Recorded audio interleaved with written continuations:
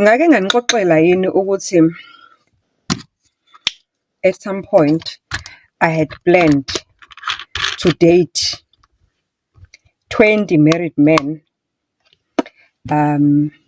just because I was angry after my divorce, and I thought at that point ngangine-mindset yokuthi ngifuna lamadoda ayi-20 ngangiplane ukuthi ngizowenza i-experiment ngangizowenza i-cohort yami. There is something nga-research esiyibiza ngama-cohorts, which means it's your research subjects, people that you are using to get information from them. But mina ngangiplane ukuthi ngeke ngibatshele ngoba ngithi ngangiyenza for my own reasons ukuthi I'm gonna date these guys for 6 months, 2 or 3 per 6 months, all married guys, because I want to understand into nganginayo ngakuthi I want to understand ukuthi abantu besilisa bayenziwa yini lento leyo ukuthi umuntu afika akwenze ukuthi umthande, ngoba be rest assured thina sibathanda abantu besilisa.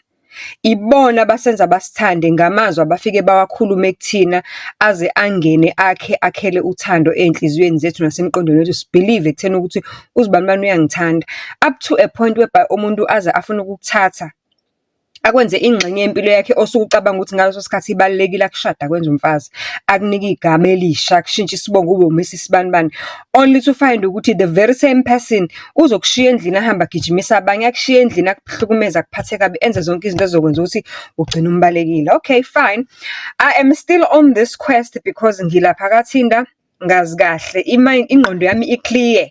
Yabona la esikopeni ngihluzeke ukuthi I'm not desperate, I'm not looking for love, I am not looking for something serious ngoba into serious ingehlulile. Ngithi mina ngibuye emshadweni lalela ukuthi after ntonton ehambile ngasala ngaqhubeka ke mina nebhizi yami yakaThinda ngatholani.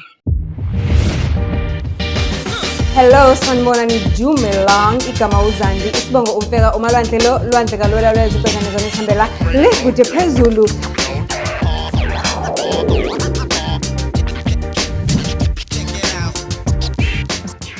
Do join. It's a story time.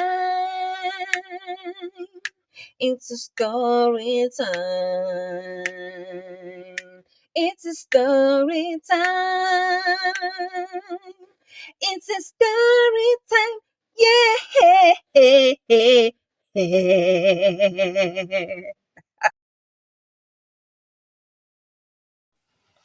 Hey, siswipe left, right.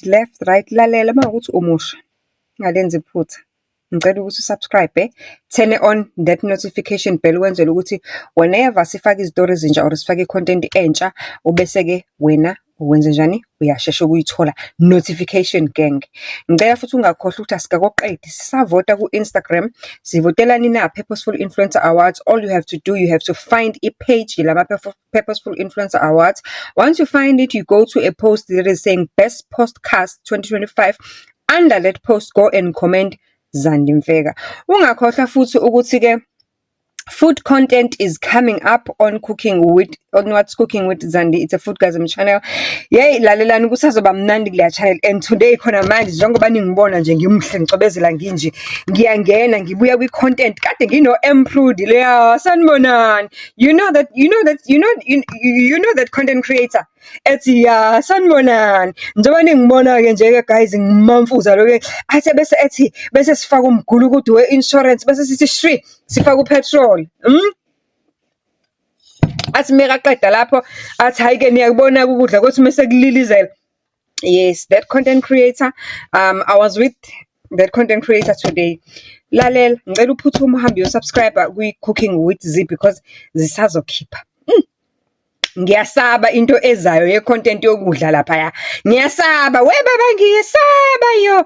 Lalela ka sikho ke kudleni kodwa wena hamba uyosubscribe. Ngiswipe left ngiswipe right vele baningi abantu kuma DM and futhi angibazibi siyakhuluma shame kuma DM siyakhuluma up until a time ngihlangana khona ayikuthi ngihlangana vele ngesikhathi nginontontoni vele besikhuluma with this guy kuma DMs net nje bengisampakisile. Uyabona phela mosahlunga yabo selection process siyaqasha siyadiliza la siyaqasha siyadiliza. ngize ngihlangane-ke size kuze kufike-ke isikhathi la engimnaka khona kuMogai. uMogai sixoxe up until siphume kuma-DMs singene ku-WhatsApp. Masingena ku-WhatsApp, khumbula mina ukuthi njengoba ngiseThekwini ngithe angisebenzi, but I'm freelancing, more like freelancing independent contractor in one of the institutions of higher learning. And on the side, I've always loved cooking. I grew up in a home like phekwayo khona kwangempela.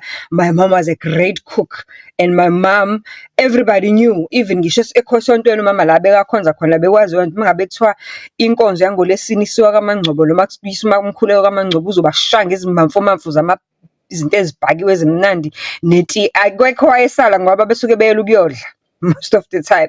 So at that time ke ngibambe lento ye-independent contractor ngapha, and ngibambe nalento yani yokupheka on the side. Ihambe lento at some point ngaqala ngicela ukwenza leyo ibe story for another day ukuthi ngaqala kanjani, where I started cooking from the streets in front of a public hospital. From there, I started my own restaurant, and then my restaurant was shut down by COVID. But nonetheless, after COVID, my restaurant continued to strive because I was now cooking at music events, at social events. Events afana nabo Facts Durban Rocks. So I was cooking in those events. Ngicela leyo kuba nje ukuyenza nje story sayo for another day. Ngicela ningikhumbuze. Kodwa indaba engikuyona ukuthi, excuse me, ngalesikhathi ngibusy ke ngenza lento yo ngoba nganginesikhathi ngiyaqhubeka ngenza into zokupheka ngapha. At some point I was also running a restaurant, kodwa ke at this time I'm no longer running a restaurant because yavalwa iCovid. Mangihlangana nalo Mlisa engizokhuluma ngaye njengamanje, i-restaurant ibingasekho, but I was continuing with cooking, and i-cooking yami ngangiyenza kephi, ngangi-contractwa kuma social events as I've mentioned. So mangihlangana noMlisa kwenzeke ukuthi ngosuku esavumelana ukuhlangana ngalo eSuncoast was the same day engangikade ngicelwe ukuthi ngizopitcha or rather ngizokwenza i-food tasting kwenye inkampani engicela ukungayisho ngegama, another PR company esebenzisana with ama-music events amakhulu la eThekwini. Ama-music events afana no-Jazz Ntontontoni, Facts Ntontontoni, yabona nje ama-music events ngenze example akanjalo. So these guys kwakuyibona abahandlisha the whole event. So if you understand i-nature yama-events or i-politics yama-events ukuthi kuma-events before sesibabona otira bethi athi utira ngine-event yami ibizwa nge-Fact Durban Rocks, kusuke kunabanye abantu aba-behind aba-contracted ukuthi bahandlishe the whole thing, the whole PR. Bona bakhipha utira bemfaka lapha nalapha, hamba kwenza i-interview lapha, ama-billboards akanje, ama-posters of. So there are people behind it. So those ngangiyopitcha ebantwini abakanjalo ke, PR company yayikanjalo yayingicelile nje because they knew, cause vele ngangihleze ngiba khona kuma-events wabo, ngimpheka ngidayisela abantu ukudla, kodwa ngangidayisela the masses. So this time they wanted to upgrade me ukuthi ngingene ukuthi ngipheke ngaphakathi on VIP section. So they asked me on that particular day ukuthi I must come and pitch my business, my strategy, and then on top of that I must also bring ama food samples that they are actually going to taste. I went all out. Ngapheka njengashaya speciality sami ke vele bekuyi traditional food, because even my restaurant bekuyishisa nyama, that was also specializing in traditional meals. Ngapheka mfana ngalanda lengane eyayingisiza at the time, salayisha ukudla kwibhaki sahamba. So i-appointment yethu laphaya somewhere in those beautiful houses in Lokhonjeni, on the north side of Durban. Banginikeza address, ngihambe ke ngiye khona ke, ke ngifike ngipitche ngibachazele ngithini, then bataste ukudla. The way they were so raving about my food, the way they were so excited, but I said there is no way.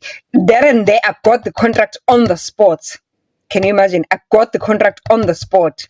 Remember ukuthi a couple of months earlier, le moto, the same car, the same baki, yiyo le engangiqambela uNtontona manga ngithe inenkinga ka gearbox. Wangena ku website wa check ama price ama gearbox, and then wangibuza ukuthi ilokhunjana ilokhunjana why converter in rands, wangitshela ukuthi in rands imali engaka, ngambona haxa eseyifaka imali. So that particular day ke ngihambe ngaleyo moto ke, ilela bhakhi lalilihle man, that bhakhi was very cute. Yeah, okay, so isixoxa leyo. Okay, sihambe ke, ngifike ngipitche, ngiqeda ukupitcha, bayithande into engiyishoyo, bayithande lento abayithesta ngemlomo yabo, bajabule babe excited. Hayi ke banginikeze ke manje i-brief. Okay, you'll be cooking i-VIP section, mawukupheka kwi-VIP section you'll be cooking for abantu aba 1200, but uzob-add nama security, engathi 100 ayizogada kule area engizobe ngikhetharishela yona, ama security 100, and then 200 is staff, which means I am cooking for 1,500 people. Yo, the way I was so happy. And imali bayisho mfana bathi imali ilokhunjani amount ozoyithola imali engaka, wathi the excitement. Yo, I don't wanna lie, I was so excited for the first time. Ngiphoqa uNtontoni engitshela ukuthi nginezinqa ezinkulu, kanti phela mina ngase ngibona umshini wemali ohambayo lapha kuyena. Nonetheless ngangibona nje ukuthi kodwa ukuba kuthiwa izinto zazihambe kahle between mina naye besoba bengizoba mnandi nje empilweni, because abantu abanganqeni ukudedela imali, and futhi abantu yabo, ngoba vele kwasekucaca ukuthi from the training engangenzele leya group yokuqala engangiyitrainile, kwasekucaca vele ukuthi is going to establish a company here in South Africa, and I might even get a position. But since i-relationship yethu yami naye yavele yaqala ngaleya ndlela, yavele ngangeke ngisaba comfortable, ave ngine pride, ngangeke ngisaba comfortable to be involved in any way. Kodwa nje imali yakhe yona ngangizoqhubeka ngidle manginethuba lokudla, kodwa not ukuthi ngibe umqashwa wakhe after it, because at some point wayezogcina ngena nama girlfriend wakhe, la mina ngizoba nesikhwele, as much as ngangazi ukuthi into esasiyenza, yabo, kodwa I know ukuthi ngizoba nesikhwele because I know ukuthi nginjani. Okay, ngicela ukuhlangana ngalo langa ke nomlisa lo omunye ke manje sekade ngiloke ngikhuluma naye before uNthontoni, kodwa ngingamboni ngalelo langa lelo ngiye kophisha lapha. Hayi ke naye ngimchazele ukuthi hayi ke ngizokwazi ukubona, ngoba vele on this particular day ngizobe into engizoyenza ekseni. I've got an appointment kanje. Once I'm done doing that pitch, yena ngizange ngichaze into eningi ukuthi appointment kanjani, yabo. Once I'm done doing with that meeting engizoba nayo ngabo 12, ngicabanga ukuthi by 2-3 ngizobe sengiqedile everything, ngizobe sengi-prepare up everything that has to do with it, because I have to come back home and drop abantu engizobe kade ngihambe nabo lapho, and then sort out whatever that I need to sort out, and then come back to you. I don't mind, because vele my day for that day will be done. Ayikho enye into engizobe sengiyenza afterwards. And ngangibhoreka ke shema, ngifuna uqamba amanga, ngangibhoreka ngoba yayingekho into eyiningi engangiyenza at that time eThekwini, except for this catering work plus ilokhunjana plus lo msebenzi lo engangiwenza. And ngaleso sikhathi, mind you, bese ku November eya ngasekupheleni, and November mase eya ngasekupheleni ingane azisafunda, kusekho ama class nje asuke sephelile completely, ingane sezilungiselela ukuthi zizobhala ama exam, and ngangibhoreka, except for ukuthi ngize ngilinde kuze kube i-weekend kube khona la engiyopheka khona, or event la engiyopheka khona. Ngangibhoreka nje, ngangibhoreka, ngihlala endaweni entsha, ngiqala ukwakha endaweni entsha, ngihlala ngedwa, ngangibhoreka, ngifuna uqamba amanga. So ngimtshele kumlisa ukuthi hayi, once I wrap everything up, nami ngizobe ngaqeda, then ngizobe sengiyabuya futhi ngize kuwena ke. Wena uqeda sikhathini emsebenzini? Athi mina hayi, ngiphuma emsebenzini ngo-4. So vele ngalesikhathi wena nje ukuthi uzobe usu-wrap up ngabo 2-3, vele ngizothi mase ngishayisa mina emsebenzini ngitshele ukuthi iza, and then bese siyavumelana sihlangana sikhathini. Hayi, sikhulume siqedeke nomlisa ke, ngilinde ukuthi ke mangiqeda lapha ngilinde i-call yakhe, ngilandele part 2 siza ukuthi kwenzakalani after that.